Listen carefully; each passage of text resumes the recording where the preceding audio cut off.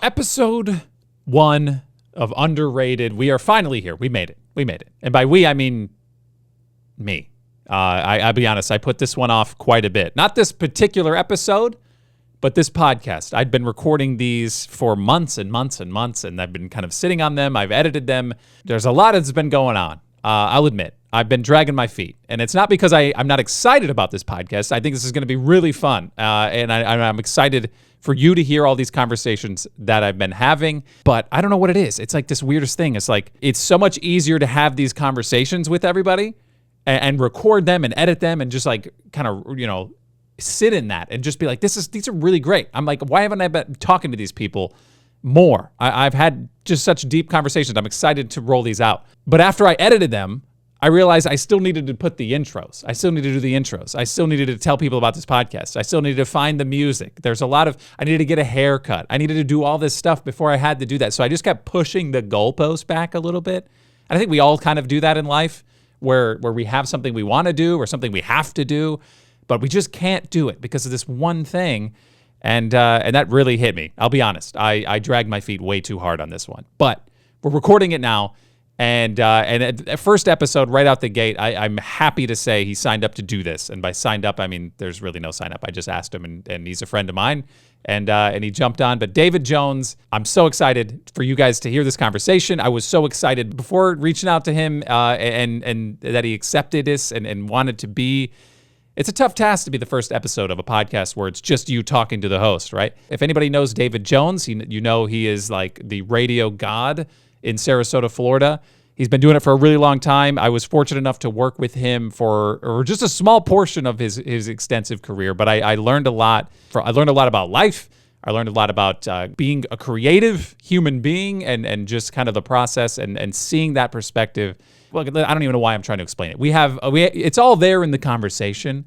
So I appreciate you guys listening to this podcast, and I don't expect everybody to listen to every episode. Let's be honest, I don't. A lot of these people that I'm talking to, unless you know them, maybe you just want to hear me talk to them. If that's the case, then awesome. I appreciate that a lot. And let's just get into this because I don't want to babble too much before these. I do just want to set them up and just let you know that this is one of my favorite people and deserving of the first episode. So that being said, I'm going to step out of the way here, shut up, and we're just going to go into my conversation with the one and only David Jones. Enjoy.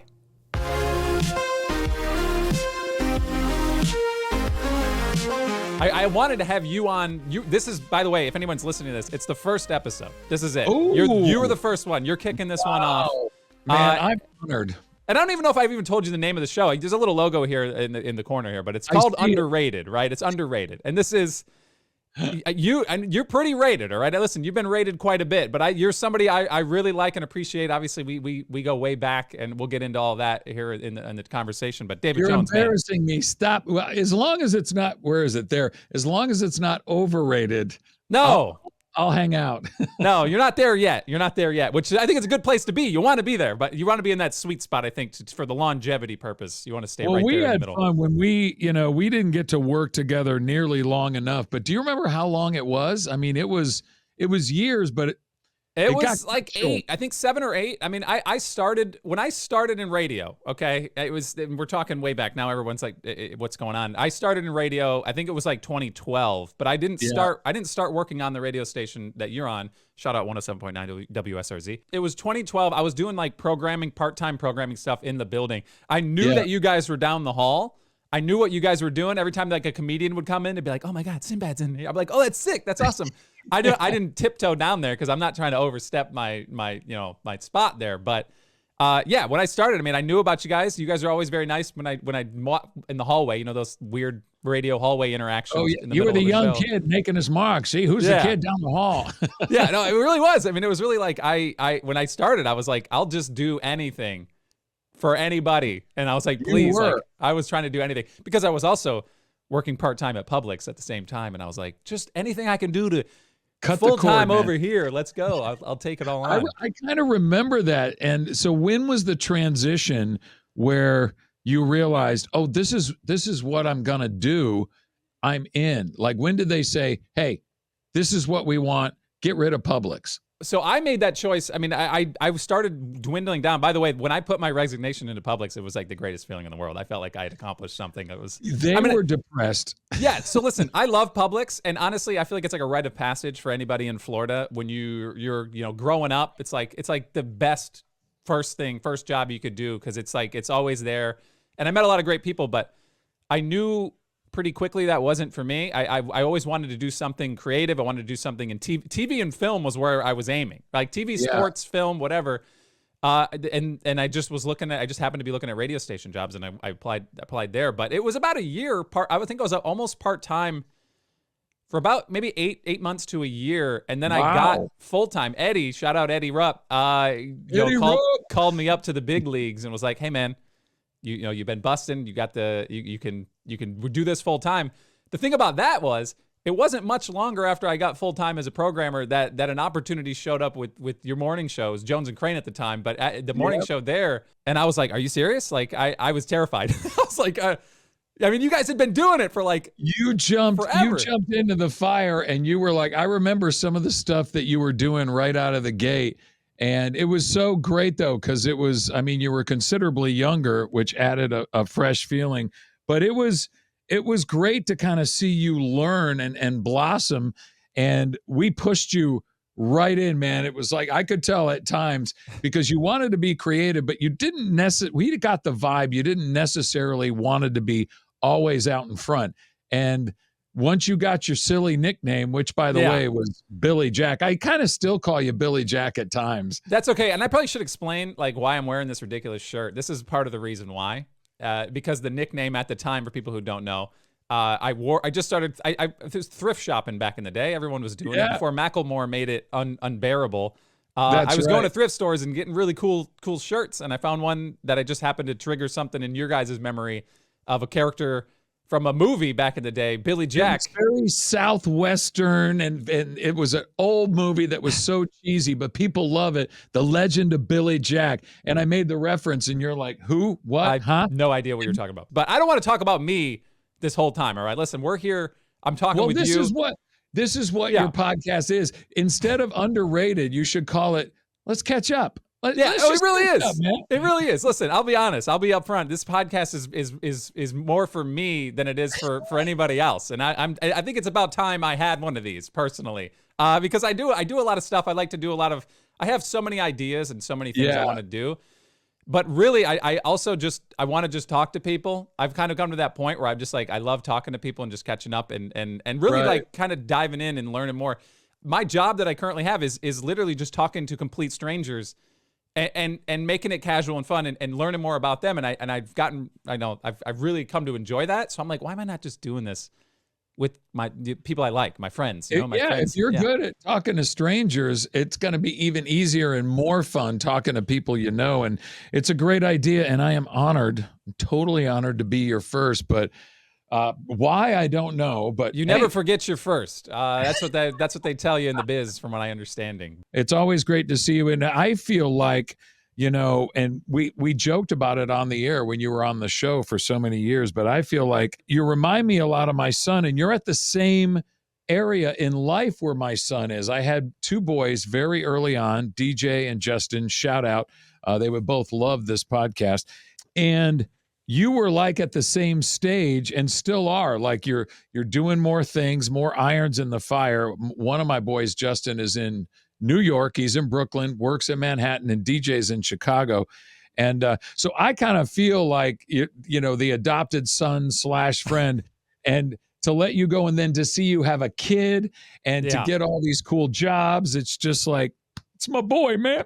Okay, so listen, I was going to hold off on this for the sentimental stuff, but you're rolling into it, and now I feel like I need to speak on it. Listen, the fatherhood thing, that was something that obviously I was excited about when I have a child right now. Her name's Elodie. Shout out to she's going to listen to this. We're shouting out all the kids. 20 years from now, whenever she's listening to the greatest hits from her father, she'll be watching this episode. And it's something that I grew to appreciate. Obviously, I knew that you told me stories about your boys. I definitely respected everything they were doing. I thought that's awesome that they're out there doing their thing, and that how much that you love them. I could see it, and you're just like glowing about them. I thought that's something that I wanted to take into You're just a great example of a father that I wanted to be. All Oh right, that's what man, I'm thank saying. you. Don't cry. Thank you. Don't cry. I will say, we have, in this business, you probably have one already, is like a little bio where it's like, you did this and you did this and TV and radio and now, but I end it, and it sounds so cheesy, but it's so true. It's like, because I've done TV, I've been in national infomercials, I've done radio for 35 years. The most fun I had, which we can talk about if you want, was the kids show I hosted. But at the end of it all, it says, but the biggest role and the most fun and the one I'm most proud of is the father of DJ and Justin. And it is so true. And I had kids really early on when I was young. And being totally honest, I was panicked when my wife said, "Hey, we're pregnant." Yeah. What? Okay. Because I had no idea. I was in my 20s and I didn't feel prepared. And then once it happened, and I'm sure you can relate to this, it's like, oh, this is what I'm here for. This is, forget jobs, forget all this other stuff we're worrying about. This is life. This is what it's all about. And if I get fired from iHeart tomorrow or I get hit by a bus, it's like, I'm done. This was my role, and they're healthy, they're happy, and it was and still is the most fun I have and what I'm most proud of. So it sounds super cheesy, but it's absolutely true. And I can totally see get it it. with you too. I totally get it. And it was, so your stories over the time, obviously we didn't have her till COVID. It was actually, I don't want to bring up some sad stuff, but it was the week after I got laid off from in radio. The weekend after we found out, and I was like, "Oh, this is great." And then that since rolled into COVID, which was like just a whirlwind of interesting times. And for the record, when it happened, and we tell everybody this all the time because people are still like, "Where's Billy Jack? Whatever happened to Billy Jack?" And Meredith goes, "You mean Justin?" But we say all the time that it was probably one of the top 2 ratings books we've ever had. We were on top of the world. We had huge plans. We were doing events with like standing room only. And, the company we work for was a huge cut with iHeart. And this razor blade came down. It didn't matter where you were, the success. It was just it was a ledger that they went through, because of the size of the company. And, you were on that side of the ledger, and it blindsided us. And then we learned you were going to have a kid. It was just so devastating. For us, I can't even imagine what it was like for you. So for the record, it wasn't like you weren't pulling your weight or anything. No. Everybody knows, And I everybody, if anybody's listening to this that listens to the radio station, there was no ill will. Like I understood what was happening. It took me a minute to kind of grasp it. Like when it happened that day, it was after the show. I remember I got walked into the office. I thought we were talking about raises. Like I thought we were in that negotiation. So imagine my mindset going in, and I'm like, okay, yeah. So I hardly take anything seriously. I still didn't take that serious. I was kind of still cracking jokes in the middle of that, like just to kind of cope. I was like, oh. Right. Okay. Yeah. So we'll have that. We'll talk later about the other side. I was so angry, and oh my God, it was.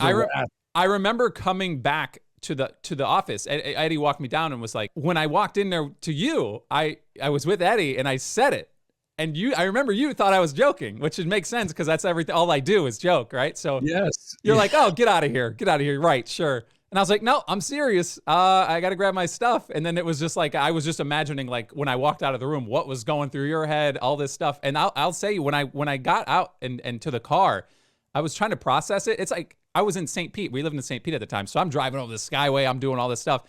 It's like a 45-minute drive. I had a lot of time to kind of just let it set in. And that was a sad drive home. I'll tell you, that was depressing to get there and realize. Yeah. We were firing on all cylinders, and as starting off as a producer, very quickly becoming part of the show and then a co-host, and it was you and I for a while. Yeah. And we were doing some of the most creative stuff we've ever done, and having that extra, body and mind and all the stuff we did to this day. And I dare you to play it on this, is the first thing you ever did with the Billy Jack sneak attack. Yeah, I don't have it. I don't know if you do, but I don't have it. But I'll have to find it and see if we can throw it on here. But yeah, I have it. I can't do it now, but I'll send it to you. And starting with that and production and video work and all the weird things we did, pumpkin spice latte, we still play it to this day. So it was surreal. So that, as far as a great chapter and a horrific chapter, it's both. But I got to ask you, when I had some hard moments in my life through the years, my kids were the ultimate distraction. They take you out of your own head and they don't let you dwell upon things that are happening in your life. And I'm wondering, when you learned that you were having a kid, you had that moment of panic because you just lost your job. Right. But then the planning and the pregnancy and then having the kid probably was a good distraction and forced you into another gear. So in essence, Elodie, before she was even here, probably helped you through that transition. Yeah, I would say that's beautifully said. And yes, 100%. I mean, it definitely took my mind off of it. I was dwelling on it that whole week. I'm like, man, what like. I didn't take it personally, but you do kind of go internally and I'm like, what could I have done differently? And then you realize like nothing, right? I was when they're looking, it's just a numbers thing, right? It's like there's nothing I could have done. But there were producers, there were engineers, there were certain day parts, DJs. It was a radio thing that was a huge sweep. So but it was trying to figure out make it easier. No, but it was still just a lot of internal figuring out like what would be next. Like I didn't even know what my next move would be at that point. And then obviously, like you said, finding out we were pregnant, it definitely took a lot of the mindset to shift away from that and trying to figure out like, okay, this is my focus now. What do we got to do to get the ball rolling here? Then COVID happened. So it was like everything just kind of snowballed, and it found out like a lot of people were losing their job when COVID hit. So it was like everybody was staying home. So I'm not going to say anything really good came out of COVID except for work from home jobs. But but I will say I was able to stay home after she was born, and I did like the stay-at-home dad life for over a year. It was almost 2 years. Yeah, cool. We were able to do that, and I was like, this is awesome. And I like you said, I didn't know growing up. I knew I always wanted kids because everybody just says, like, oh, that's the dream. You have kids whenever. I was never against kids. I knew I wanted to have a kid or a couple. I don't know what the magic number is anymore, given the economy. It's kind of scary. But I knew I always wanted one, and I didn't know how well I would transition into it. But I swear, man, I don't know. It's like I was born for this. Like I just have so much fun with her and just playing. I've been lucky enough to, I had them young, you had her young, and there is an advantage to that. A, you can keep up with them. B, you won't be a senior citizen at their high school or college graduation. Yeah. But there's just, when and I felt the same way. Like I focused on mornings, and so I could get back in the middle of the day to be with the kids. And it really is. And then you get to a point, and this is in your future, playing video games and stuff that you're still enjoying with them. And it's so, in fact, my boys now stay in contact from different states by gaming. It's awesome. That's how they stay in touch. And I can't keep up with it anymore, but it is great. And I knew right away you'd be a great dad, but the stay-at-home dad, it was like, you're so lucky. I know that was a lot of work, but you'll look back and go, that was invaluable. That time was invaluable. Yeah, I loved it. I loved every second of it. Obviously, the stakes were so much lower when all you had to do was maintain what's in your home during that time. It was just like, all we have is what's here.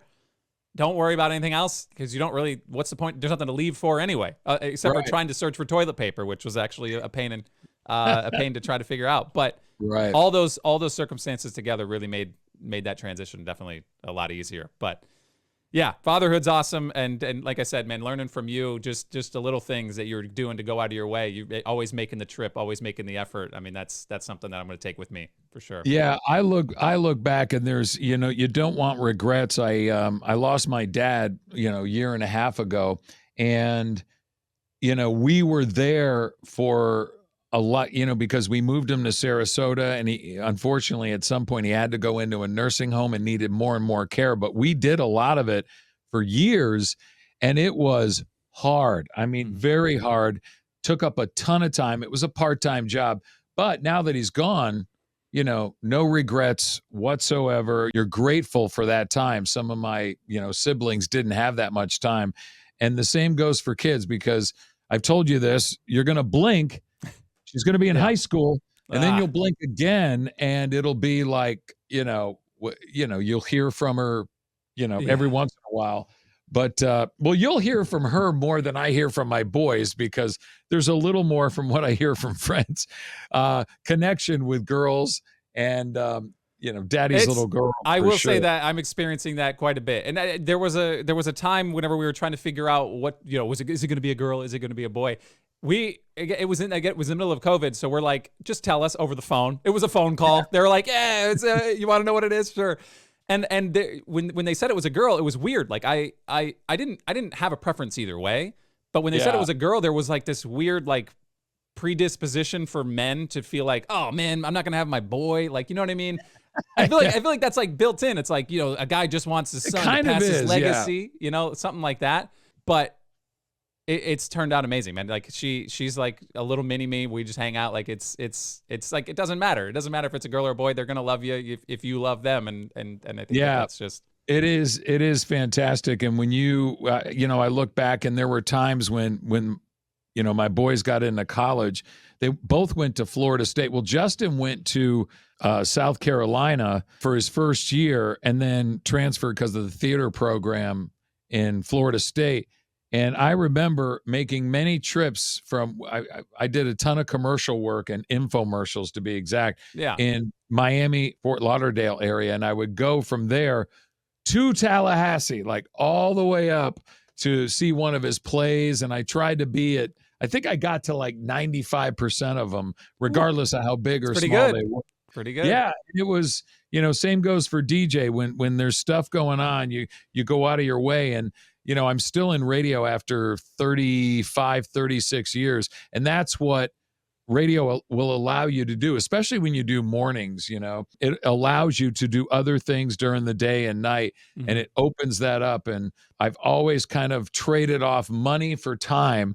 And that would be a piece of advice you could give anybody. I know I talked to you about it a lot years ago, but it's something that when you have the choice between the two, take the time, because money is great, but you'll never get that time back. I can tell you. I know. I can tell you right now, I would love to have the schedule that I had working with you there again right now. Because I don't want to. It's like I would love to be able to come home. I mean, granted, we're both working from home. My wife and I are working from home. We're co-raising the child while we're working. It's kind of an interesting dynamic. She's like a little coworker. We're like, hey, I'm thirsty. Can you grab me a beverage? So like, you run into the kitchen and get a drink. No, she's great. But it is, I do feel bad when I'm sitting here, I'm looking at the computer, I'm editing something, and I'm like, man, I really wish I could be sitting on the floor with her playing cars or something. It's like, it's tough that she's right there. Yeah, the proximity would make it even harder, because there is like out of sight, out of mind when you get really focused on something. Yeah. And you did a morning show. You do about 6 to 8 hours worth of work in those 4 hours, or 4.5 or 5 with prep, because it's so intense. When you do something live, it is like a podcast. We're already 20. You have a convenient. It's like 25 minutes or so. Yeah. Yeah. And it's like that. And the same goes for a morning show, where so many people think, especially with music, it's like you sit back and it's like, you chat. We got a whole song to hang out. Yeah. But what happens behind the scenes with all this stuff is, you're taking phone calls while the song is playing, then you're editing some that are pre-recorded, you're planning your next break or whatever. That's why I love radio, because it never slows down. Yeah. And you and I have talked about this too, where just to bring people in on radio, those of us that are still lucky enough to do live, and there's not that many left. Right. Yeah. With that vibe of live, you see it in SNL and a lot of programs now that are going live on Netflix. There's a certain energy to it, and you can't slow down. You always have to think ahead, and it keeps you on your toes, but there's nothing like it. I mean, you probably have to pre-record a lot of stuff with what you do. And there is that live to tape energy, but when it's live, it's just like, let's go. And it's awesome. Yeah, no, I 100%. I find that I work better in the live like scenario, or at least imagining like, listen, this is it. Like, we're one taking this thing right now. Let's do it. Because you get more genuine interactions. You get more genuine, like, just answers. Everything just kind of flows out naturally.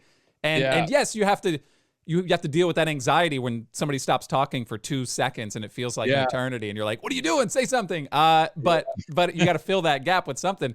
But yes, I will say this is pre-recorded right now, but I don't think I'll have to do too much editing. Oh, good. All right.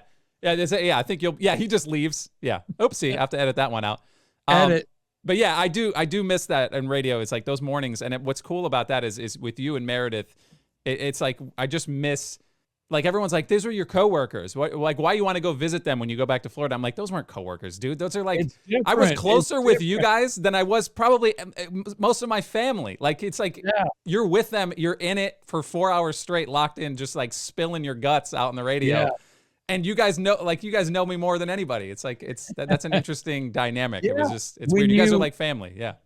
And it's not an exaggeration, because when you hear about firefighters, cops, that when you have that camaraderie and that intensity all together, I mean, soldiers, obviously, people in any branch of the military, when you're training together, it's super intense. When you're out there in the field or on the battlefield, super intense. Now, not to compare morning radio with that, obviously, but there is that stress, there's that intensity, and there is a bonding that takes place. And for anybody that doesn't know, this show especially is an open book. There's a lot of personal stuff you share. It's not just like you're a character on the radio. Even you had a goofy name, but people knew about, what you drive, your parents, where you live. In fact, your mom is still calling in, and when she does, it's Billy Jack's mom. She loves it, man. She loves you guys.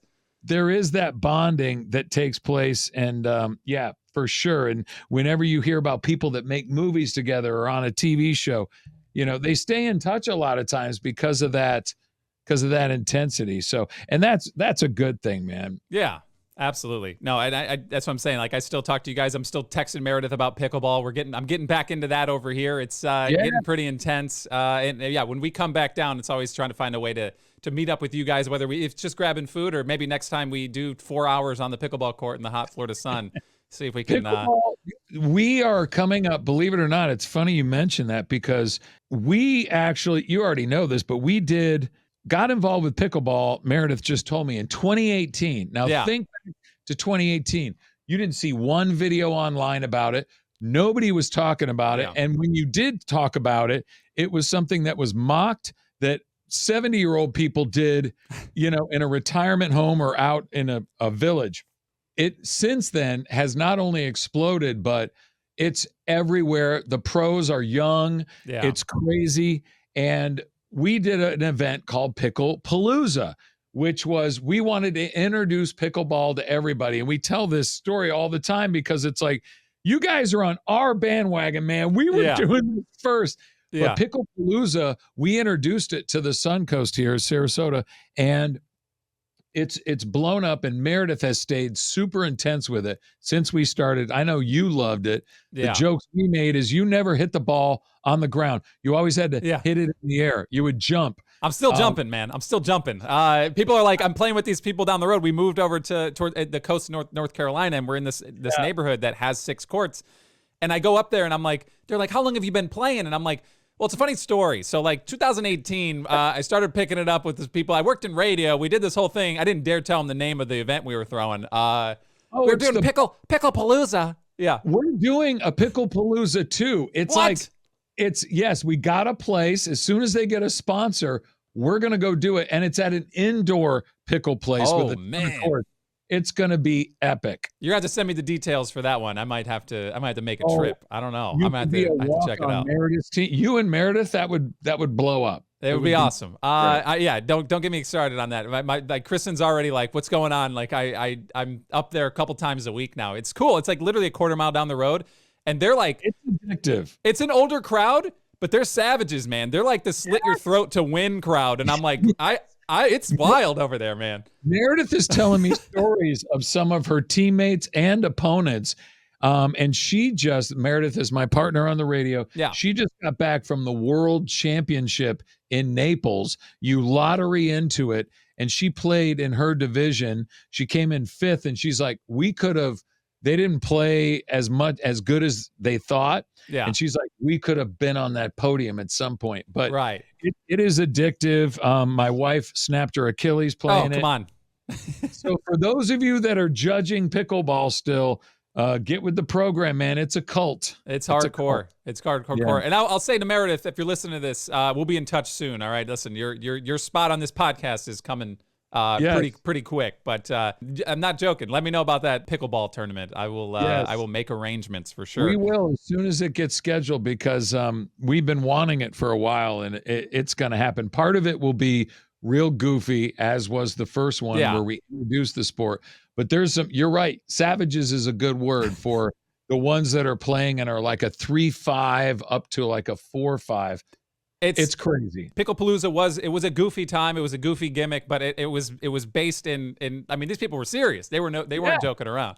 But I will say, speaking of goofy, there's one thing that I can't before I let you go. I can't let you go without doing something goofy and fun. We're gonna do a little game show. All right, little game show. You're involved. You're the sole contestant. Oh, and I made a little thing here. I whipped it up. Listen, it's not great. I promise. It's bad. But here it is. I'll name that infomercial. Wow. Okay, so everybody who knows you've done some infomercials back. I know you want to hear that. Did you want to hear that again? Is that what you said? You did. Okay. I'll name that infomercial. Wow. Okay. I got it the second time. I didn't even hear it was. Name that infomercial. Whoa. Yeah, I don't know what that. I was just riffing at the end there. I was like, I'm doing this voice. I might as well put a little wow in there. I got it. It's like so yes, on the Ritz. Yeah, a little bit of that, little flair there. But people who know David Jones know you are synonymous with infomercials. And I wanted to play a little game. I wanted to see if you could, but based on just a snippet of an infomercial that you were in. Oh, can you name? Oh, the actual infomercial. Oh, this could be wildly humiliating. No, it'll be fun. I think it'll be fun. We'll see. So how about this? Right out the gate, I'll hit you with the, I'm not even going to say it's a softball. I don't want to set it up, but let's go right out the gate. Listen closely and see if you can recognize this infomercial. So hot. That's it. Come on. That's it. Listen. Listen to it. Okay. I'll play it a few times. Listen to it very, very closely. We're talking this. This is the shortest one of them all, and I just figured this was the softball. Okay, listen. Yes. So hot and uncomfortable. We couldn't use it. Yeah. All right. Wait. So what is that? Sunsetter retractable awning. Everybody, listen. You are the Sunsetter awning guy. I think online, that's like your MO. There's people talking about you all over the place. That's a hit, man. I knew it was successful. Well, it's been on for many, many years, or it was. I don't think it is anymore. But when it became a meme, I knew it's like, oh, okay, it's successful. When you become a meme, there it is. But that one, the sun used to make our patio so hot and uncomfortable, we couldn't use it. It's in my brain. One of the best things of your career, man. That's up there. It is. It ran like worldwide. It ran nationally for, God, I don't even know. But yeah, that's the biggest. Okay, first off, I missed my mark on this. I have to hit you with this.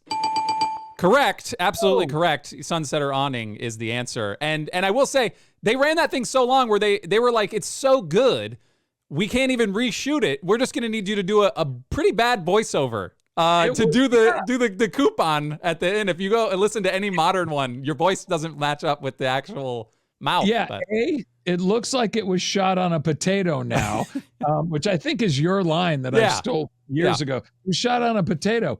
It's old school and it's an old format. It is awful, but they filmed another one with other actors. Didn't work. They put ours back on.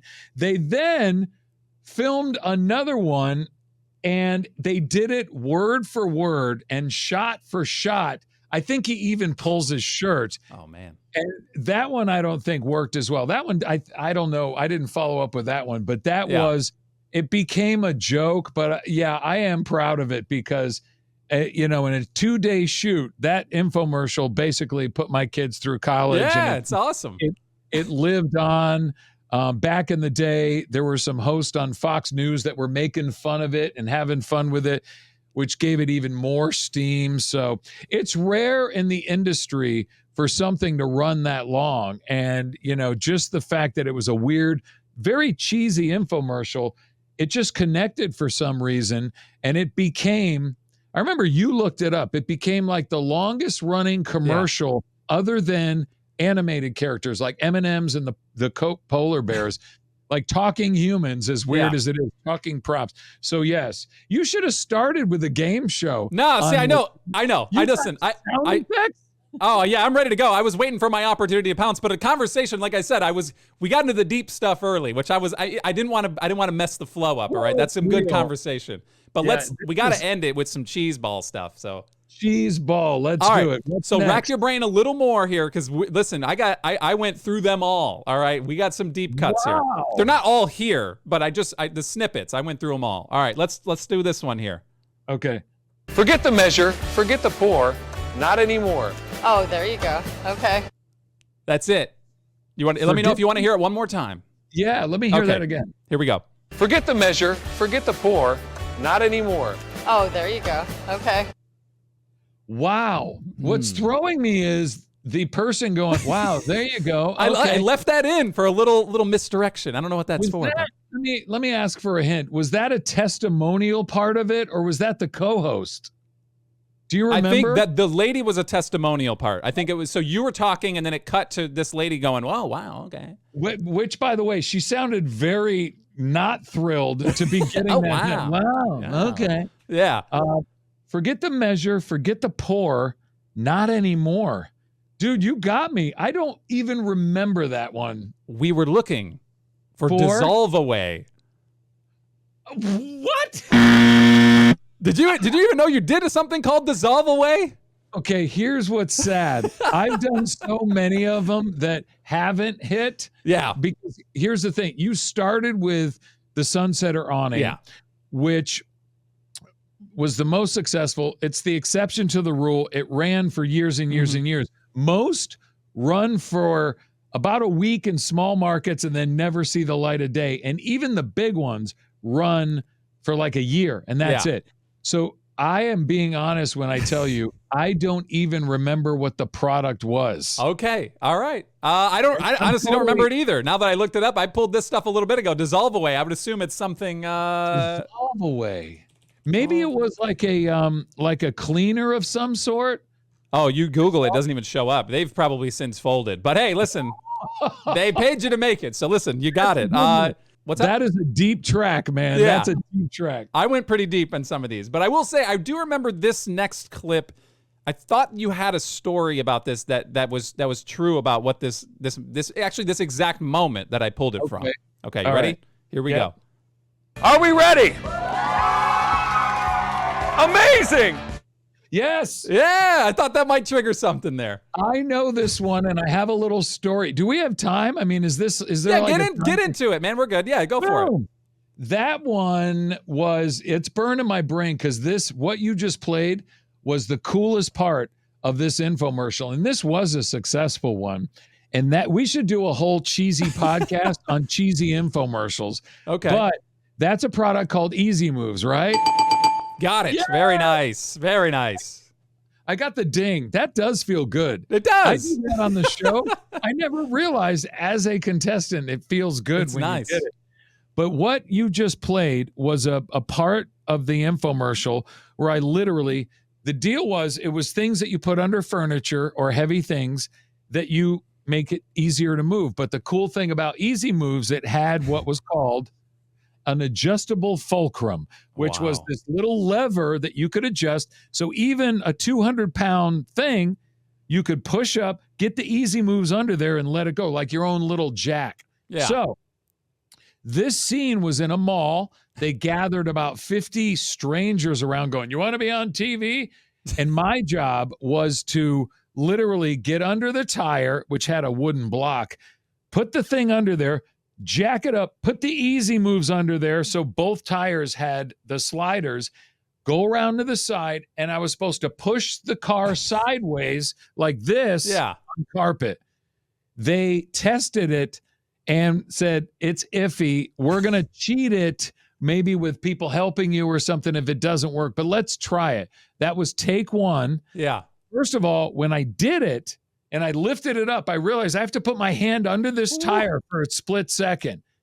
And in rehearsal, it kept popping and it would fall about an inch. And I was really nervous. So my adrenaline was pumping.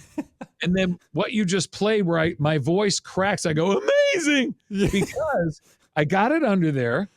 After they said action, I walk around to the back of the car and I wasn't expecting it to do anything, right?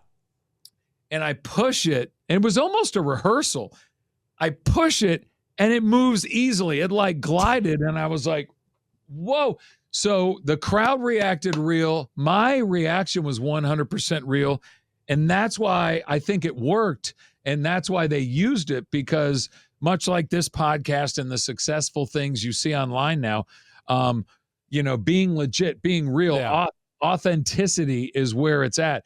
And that one, as cheesy as the infomercial was, that was the amazing. So that's a long answer to. It's beautiful. Sorry, let me hit this button. I want to hear the amazing one more time so we can live it again. Here we go. Right. Are we ready? Amazing. Amazing. Yes, I can hear it in your voice. The joy. That was strangers in a mall that were like, what the hell is going on? Yeah. So that one was nice. fun. Okay. Yeah. All right. Two more. There's only, two more and we're out of here. But I'll let's just keep it moving here and see if you can go. This is fun, man. This is good. This is your cheesy life. This is you. All right, here we go. Hi, this is David. Hi, Dave. It's Jackie. Yeah, I'll be there in 5 minutes. That's tough. So, I don't know if I'll set the scene for you. You are in a car. Yeah. I might know this one. Let me hit it one more time for you. Hi, this is David. Hi, Dave. It's Jackie. Yeah, I'll be there in 5 minutes. By the way, I think I have it. This was another kind of successful one. What threw me was the voice in the car almost sounded real. Like that was good for a commercial. Not bad. Hey, Dave, this is Jack. That was a product that held your cell phone, and it was called Gripco, if I'm not mistaken. Yes, sir. Got it. This man knows his stuff. That was it. That was what I went through that whole thing and I was like, what's the clip that's going to get him? Because a lot of it, when you're doing an infomercial, you're really talking about the product. You're really going in on it. This was such an obscure little interaction, but the fact that you got it, that's awesome. Yeah, that was staged 100%, where it's like, they put the voice in later. But if you watch the whole thing, you'll see me lean out the car window with this thing. It was like you would take your phone and you would stick it on the sticky part, and it just was a suction cup. They're everywhere now, but at the time, it was like the first one of its kind. And when I did it, it worked really, really well. But when we first started, they said, you're going to lean out the car window. We have a camera, a GoPro mounted on the hood. You're going to lean out, shake it towards the hood, just like this, like boom, boom. And then come back in the car where there was another camera, pop it off and go boom, like the demos in the infomercial. And I said, I can't drive and do that at the same time. That's not safe. And it was one of the first times, it was like a movie shoot. They had me on a trailer where I was towed behind the car or the camera setup. All right, last one. You're doing very well, by the way. Last one, and we can wrap it up. This one. Dissolve away. Get out of here. Dissolve away is tough. That was a tough one. All right, here we go. Let's do this one. Yeah. Don't leave me hanging. Call or log on now. Yes. I know this one too, because this one was one of the scariest ones I did, because for anybody that doesn't know, infomercials are known for, let me answer so I can hear the sound effect, because I'm fairly certain that was a thing called Raptor Strap. Got it. Hey, 4 for 5 ain't bad, man. That's pretty good. Yeah, and you have to let everyone know this goes back years. Yeah. Oh, yeah. Oh, absolutely. Yeah. You have extensive infomercial career, and this one's these are some throwbacks. I went to the deep cuts. Well, thank you for picking some of the more popular ones. But Raptor straps, I remember, because that scene you took it from was, if I'm not mistaken, it's like, don't leave me hanging, and I'm up on a ceiling, right? Yeah. Yep. Yeah. You're dangling from a ceiling. I was dangling from the product, which was wrapped around these rafters, and they were called Raptor straps, like the Velociraptor, because they were green. And they worked good, but when they did it, all they had underneath me were it was like a regular mattress and two guys waiting. And it was a good 12, maybe 15 feet up, because they had to get the camera and it had to look high. Well, that doesn't sound high until you're up there, hanging on to two straps that could come undone. They were like, they were like these bungee cords. So anybody that doesn't know infomercials, there's always a cheesy over-the-top demo. Right. Like, if you've seen the guy who sprays the boat and gets in the boat, and it's like water. The Flex Seal. Yeah. Yeah. Flex Seal's a big one.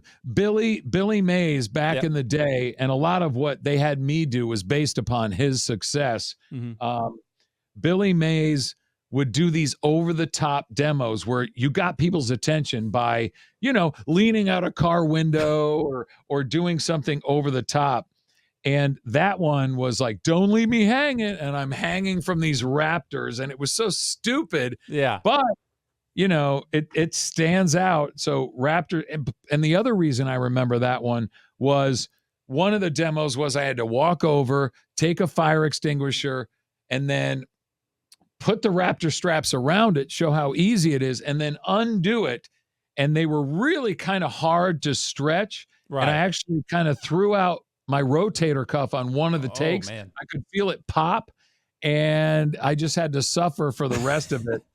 And when I went to the doctor, he's like, what were you doing? And I'm like, it was an infomercial. I don't want to talk about it, but that's hilarious. No, that's awesome. Yeah, listen, fun, not bad, man. Very good. I'm gonna play the intro one more time, because I don't have an outro, so we have to do it again.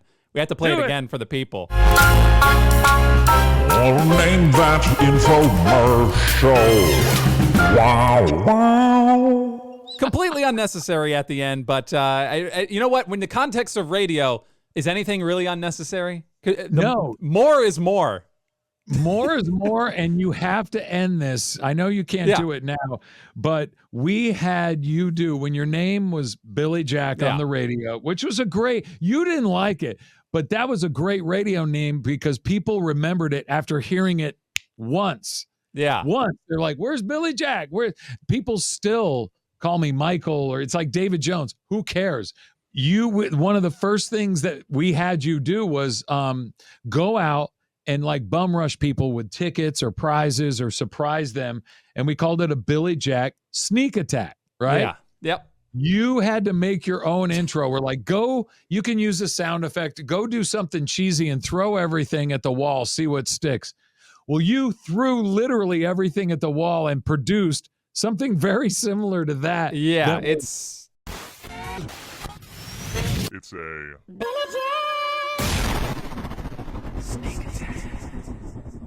epic. My style of radio imagery is just vomit and see what sticks on the wall. Kind of like our logos here. Yeah, logo just vomit. Go for it. That was the theme of it, and yeah, that's I've learned a lot over the years. I will say, David, you might not know it, but you were a huge mentor for me, especially going on early into the year and just trying to learn just work ethic outside of just radio in general. You. I'm not in radio anymore. But I've taken everything that you've taught me. I mean, radio, especially working with you, is so much more than radio. It's video, it's audio, it's everything. And what I learned from you, I've definitely carried through the years. And it's kind of, I just want you to know you impacted me a lot, and that's why you are episode 1 of this podcast, because you earned it. Well, thank you. I one of the things, as you get older, I'm 58 now. We were much younger when we started, but one of the things, you try to work on yourself, and the older you get, the more chipping away you want to do. And one of the things I saw recently was when someone throws a compliment out, especially a sincere one like you did, don't be like, and I've always done that my whole life. Me too. It's a self-deprecating comment where it's like, they're like, wow, you look good. How old are you? I haven't seen you in 10 years. You're like, one of the things I would say was, well, you're too kind and partially blind. Yeah. You got to keep it moving, deflect it. This never happened. But that is, I learned that's an insult to the person who genuinely gave you the compliment. And I'm trying now, as uncomfortable as I am now after you said that, to just say thank you, because when I was, sharing these things with you, whether you could relate to them or not, because every performer's and every person is different, and you take what works for you. And I've learned a lot from people through the years. And when I shared stuff with you, it was 100% sincere. Take it, leave it, see what works. And the fact that you were able to means a lot to me. So instead of going, oh, come on, man, you're great, and don't say that, I'm going to try to just say, thank you, man. And we've always followed what you've done since you left. And we are like, we started with cheese and we're ending with cheese. We are like proud parents because, you've gone on, and I know people in the industry that do things that they love and are also talented and sincere will be successful if you stay with it. It's a grind. You hear these great stories about actors who were going to get, John, you remind me a lot of John Krasinski. Oh, that's nice of you to say. Thank you. Yeah. Well, see, look, I did the thing. I tried it there. There you go. Thank you. It hurt to do, but I did it from now on, because when you're young, you deflect, you make jokes, and it's still uncomfortable for me. But anyway, John Krasinski is a great story where he told his mom he was going to go try to make it in the business. And he did for a while. And she goes, well, do me a favor, try to this point. If you don't make it after, I don't know what it was, 2 years, 3 years, whatever, come back and, please assure me that you'll have the humility to come back and let us help you. And we'll start from scratch. He's like, okay. And he went out and banged his head against the wall, didn't make a dent, wasn't getting anything. And if I'm remembering this story correctly, that time came up and he was ready, and he calls her up. She goes, you know what? Give it another week, give it another month, whatever it was.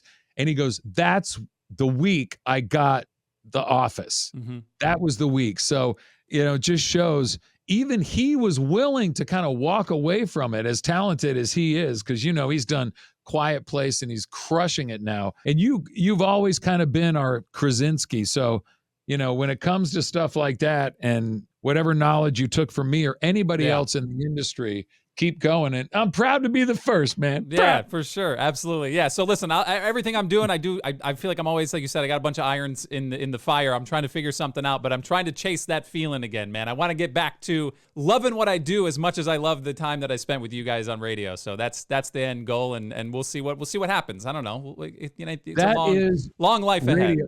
I've been doing it 35, 36 years. I never can keep track, but I am having as much and at times more fun than when I started. And, in my early 20s, radio was very different back then. And we were doing stuff you'd never get away with now.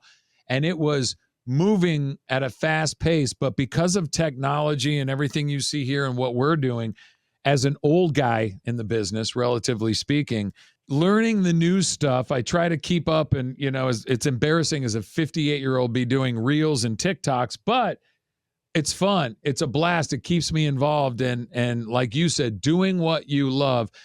Forget the infomercials and all the TV work and all that stuff.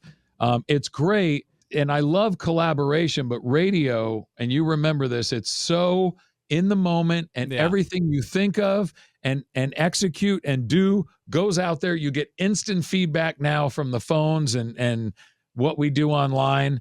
It's awesome, and I love it. So keep doing it, man. As long as you love it, you will succeed. So All right, David, I'm gonna have to let you go, man. It's not that I don't want to talk more. I've met my emotional quota for today. We've had so much deep conversation. It's it's beginning to affect me. And it's been a great conversation. And obviously, I love talking to you. And we'll be talking soon for sure. Well, you set the bar at almost an hour, so now these people are going to come in, whoever it is, after me, and you're going to only gave me 20 minutes. Yeah. Well, you're not David Jones, okay? You're not the dissolve away guy.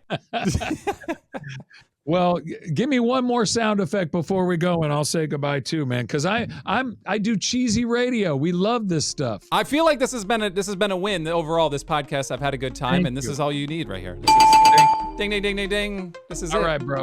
All right, see you, man. Love you.